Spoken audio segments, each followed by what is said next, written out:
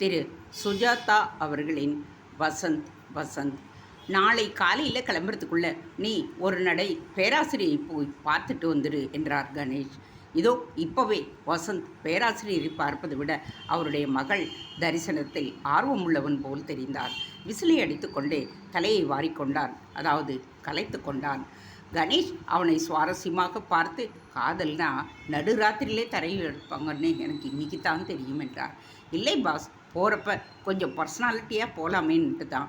போ ஒழி, நடுராத்திரிக்குள்ளே திரும்பி வந்துடு.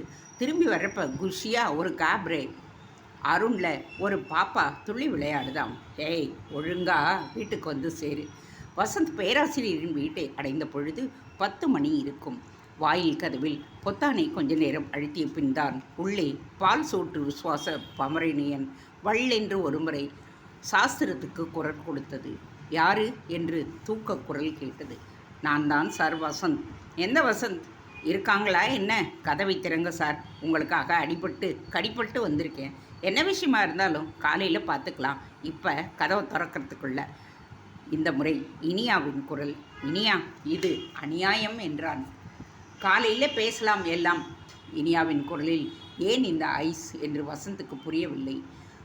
என்னை உள்ளே கூட்டிக்கிட்டு போய் வச்சு திட்டக்கூடாதா? கெட் அவுட் யூ பாஸ்டார்ட் என்று பேராசிரியர் வெடித்தார். Harsh words sir. உங்களுக்காக திருகப்பட்ட கை இன்னும் வலிச்சுக்கிட்டே தான் இருக்குது. மௌனம். அப்புறம் பேச்சு இல்லை. வசந்துக்கு சின்னதாக ஒரு சந்தேகம் ஏற்பட்டது. மெல்ல அந்த வீட்டை சுற்றி பின்புறம் குழாயடிக்கு வந்தான். துணி துவைக்கும் கல்லின் மேல் ஏறி நின்று பார்த்தான். உள்ளே சமையல் அறை தெரிந்தது. ஹால் வெளிச்சத்தில் தெரிந்தது. வெளிச்சத்தில் 3 பேர் தெரிந்தார்கள். 3 பேர்? 3ஆம் அவன் முதுகு மட்டும் தெரிந்தது. இனியாவும் பேராசிரியரும் அந்த முதுகுக்கு உரியவனை சற்று அச்சத்துடன் பார்த்து கொண்டிருந்தனர். போயிட்டானா பாரு என்று அதட்டினான். இனியா எதிர் ஜன்னலில் எட்டி பார்த்துவிட்டு போய்விட்டான் என்றாள். நல்லா ஞாபகம் இருக்குல்ல? எல்லாம் நல்லா தான் ஞாபகம் இருக்குது. அப்போ நான் வரட்டுமா? குழந்தை அப்பா உடம்பை பார்த்துக்க. அனாவசியத்துக்கு அடிபட்டுற போகிறாரு. எல்லா வேலையும் நான் பார்த்துக்கிறேன், நீங்கள் கிளம்புங்க என்றாள் இனியா. இப்பொழுது அந்த 3ஆம் மனிதன் பக்கவாட்டில் தெரிந்தார்.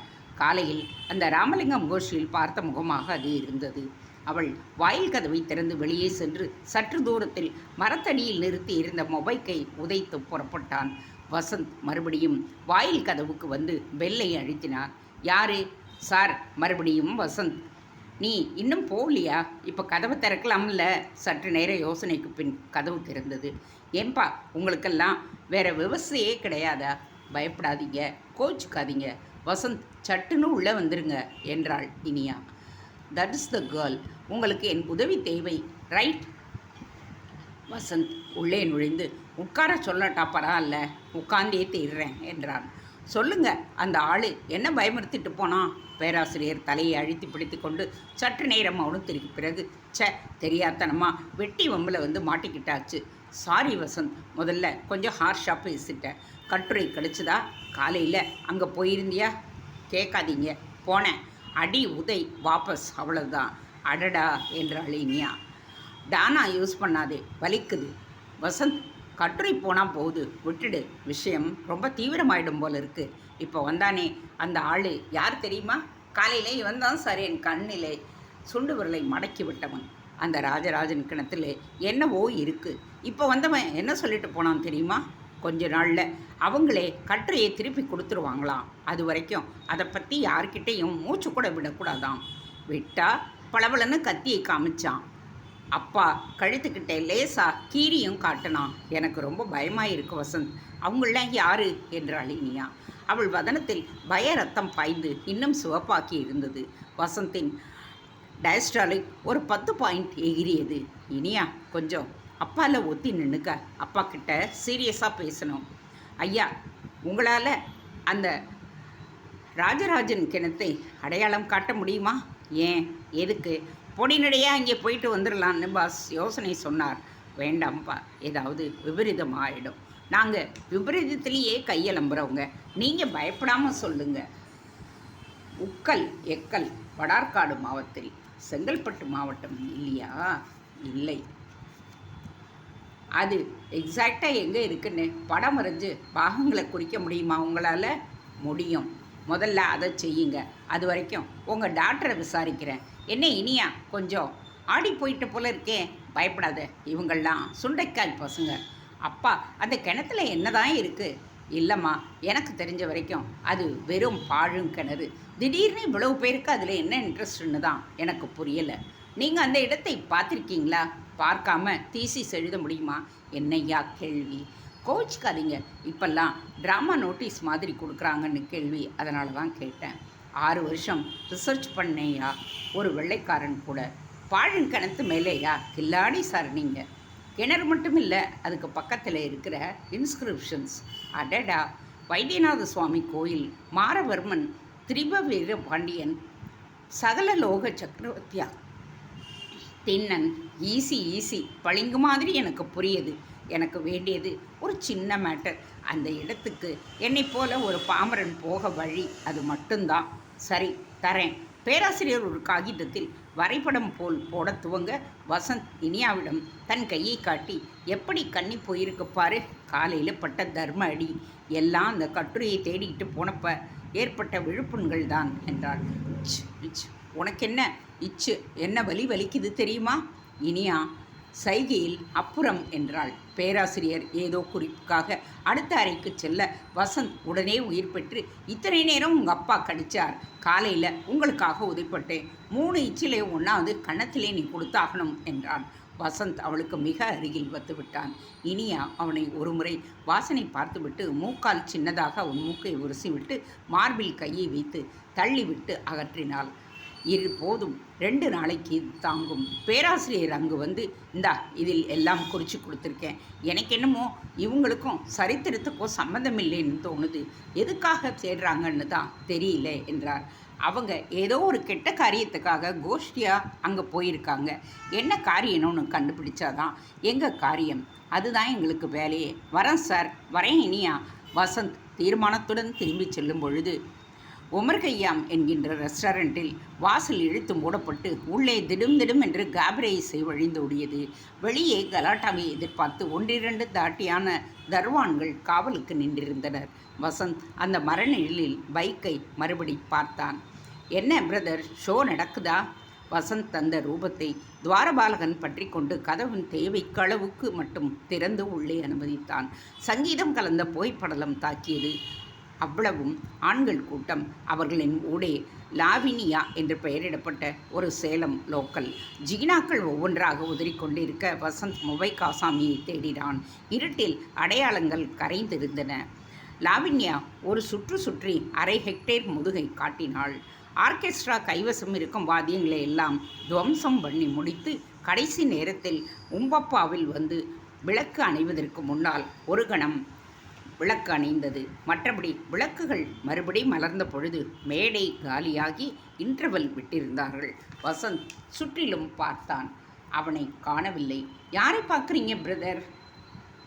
வசந்த் சட்டென்று திரும்ப சாட்சாத் அவனேதான், மொபைல் தடியன். அட நீங்களா? காலையில் சந்தித்தோம்ல, அப்போ அதிகம் உங்கள் கூட பேச முடியாமல் போயிடுச்சு. சந்தர்ப்பம் சரியா இல்லை. என்ன சாப்பிட்றீர்கள்? என்னவா ஒன்றை ஜோக்கடிக்கின்றீர்களா? ஏய், உனக்கு எவ்வளவு தெரியும்? வசந்த் சுற்றுமுற்றும் பார்த்து, அண்ணா கிட்ட ஒரு ரகசியம் சொல்லட்டுமா? கிட்ட வாங்க, காதோடு சொல்கிறேன் என்றான். அந்த மூர்கன் காதை காட்ட வசந்த் எல்லாம் தெரியும் என்றான். அப்போ என்ன செய்கிறதா உத்தேசம்? நீங்கள் என்ன செய்ய போகிறீங்களோ அதையே. வசந்துக்கு அவன் என்ன கேட்கிறான், என்ன பதில் சொல்லுகிறோம்? 2 விஷயங்களும் குன்ஸ்டாக இருந்தன. பிரதர், உனக்கு ஒரு சுவாரஸ்யமான பெண்ணை சந்திக்க விருப்பமா? பிரதர், அதைவிட முக்கியமான சந்தோஷமான காரியம் இருக்க முடியுமா? அப்போ உள்ள வரீங்களா? காபரியின் இடைவேளை என்பது ஒரு அசட்டுத்தனமான நேரத்தீவு. புதிதாக வந்திருப்பவர்கள் தத்தம் மனைவியின் பக்கம் ஞாபகம் வந்து வெளிச்சத்துக்கு வந்த வெள்ளெலி போல விழிக்க வசந்த் தன் தற்காலிக நண்பனை பார்த்து புன்னகை போத்தான். அவன் முகமாறுதல் இன்றி, சொல்லு, எப்படி தப்பிச்சே என்றான். அது ஒரு ஜீனி வேலை. நீ ஒரு கவர்மெண்ட் ஆசாமியா இருக்கலாம். அவங்களுக்கும் தெரியுமா? தெரியலாம், தெரியாமலும் இருக்கலாம். நீங்கள் யாரையோ சந்திக்கணும்னு சொன்னீங்களே, உள்ளவா? உள்ளார அந்த பெண் பழுப்பான இறைச்சி போல இருந்த எதையோ கடித்து கொண்டு சன்ன நீல போர்வைக்குள் மொத்தமும் 3/4 மீட்டர் துணியில் நின்றிருந்தாள். ஹலோ, உங்களை நான் பார்த்திருக்கின்றேன். அவள் வசத்தை கவனிக்காமல் தன் இறையின் மேல் கவனமாக இருந்தாள். இதோ பாரு, உன் பேர் என்னன்னு சொன்னேன். ரங்காச்சாரி. இவ பேர் செல்லம். அப்படின்னா லாவண்யாங்கிறது புனைப்பெயராக்கும். அது டான்ஸுக்காக வச்சுக்கிட்டது. ரோஸ் நல்லா இருக்குதுங்க மகா என்றாள் செல்லம். இதோ பாரு ரங்கா, இவளை பார்த்தேல்ல, குட்டி ஷோக்காத்தானே கீரா. தனக்கென்று ஸ்பெஷலாக இவளை உம்மா உருவி விட்ட மாதிரி ஒரு டான்ஸ் ஆட சொல்லட்டுமா? அதுக்கு நான் என்ன இருக்குது, இங்கே இருக்குது, சொல்லிவிடு. வசந்த் அந்த பெண்ணை பார்த்தான். சம்பாஷணை தன்னை பற்றியே இல்லை என்பது போல நகத்தை பார்த்து கொண்டிருந்தாள் அவள். பெரும்பாலும் கேள்வி பதில் புரியாத பாதையில் சென்று கொண்டிருப்பது அவனுக்கு கவலையாக இருந்தது. எவ்வளவு நேரம்தான் இந்த நாடகத்தை நடத்த முடியும் என்று தீர்மானமாக தெரியவில்லை. எங்கே இருக்குன்னு தெரிஞ்சா நான் இந்நேரம் அங்கே இருக்க மாட்டேனா brother? Lavanya, your next dance. வந்துட்டேன் என்று அவள் தோகையை திறந்துவிட்டு மேடைக்கு சென்றாள். உயி உயி என்று சீழ்கை ஒளிகள் அவளை வரவேற்றன. அப்போ நான் வரட்டுமா? எங்கே கிளம்பிட்ட? எனக்கு பதில் வரலையே.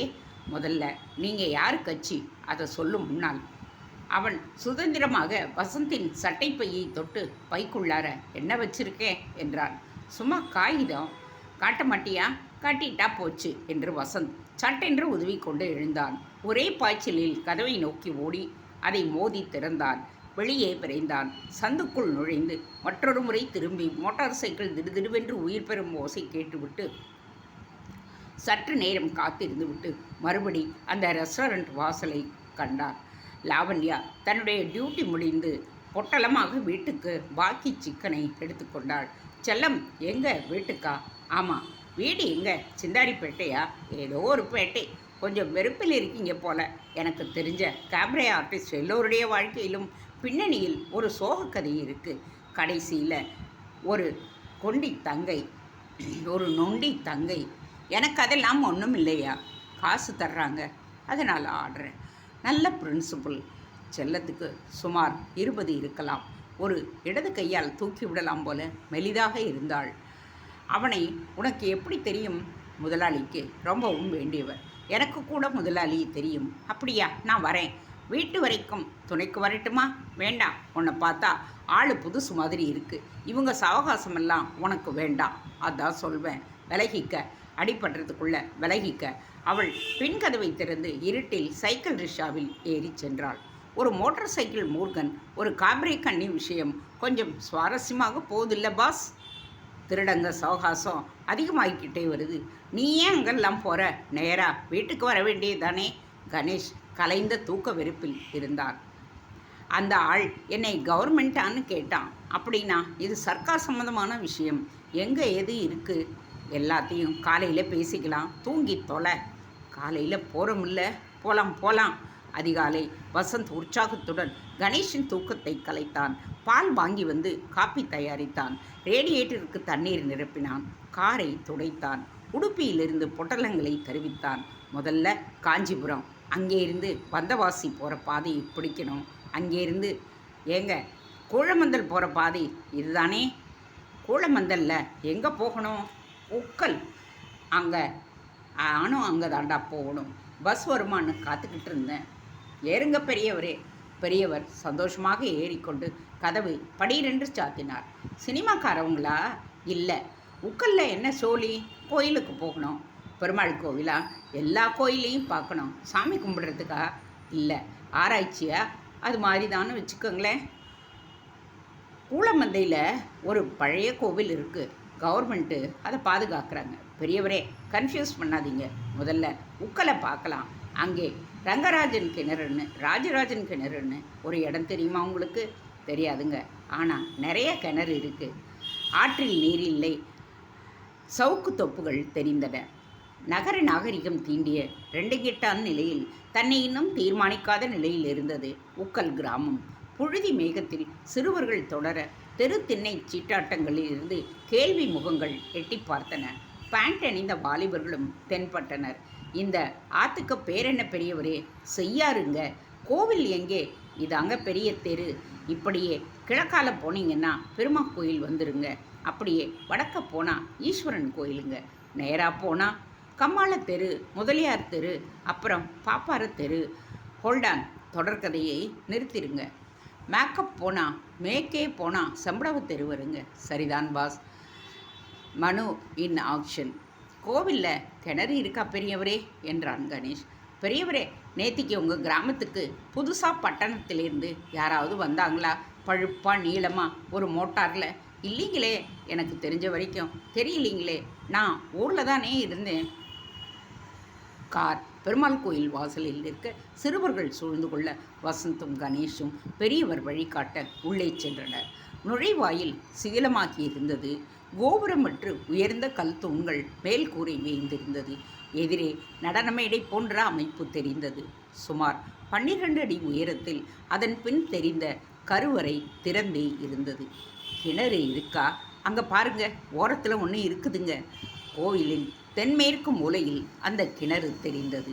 சுமார் 10 அடி விட்டத்துக்கு ஏறக்குறைய பாழும் கிணறு. தண்ணீர் இல்லை. இந்த கிணத்தை பற்றி ஏதாவது கதை உண்டா பெரியவரே? இதில் புதையல் இருக்கிறதா சொல்லுவாங்க. எங்கே இருக்குன்னு அந்த கல் சுவத்திலே எழுதி வச்சிருக்கிறதா சொல்கிறாங்க. அதை யாராலும் படிக்க முடியாதுங்க. நீங்கள் அதை தேடிட்டு தான் வந்திருக்கீங்களா? இன்ட்ரெஸ்டிங். வசந்த் கணேஷை பார்த்தான்.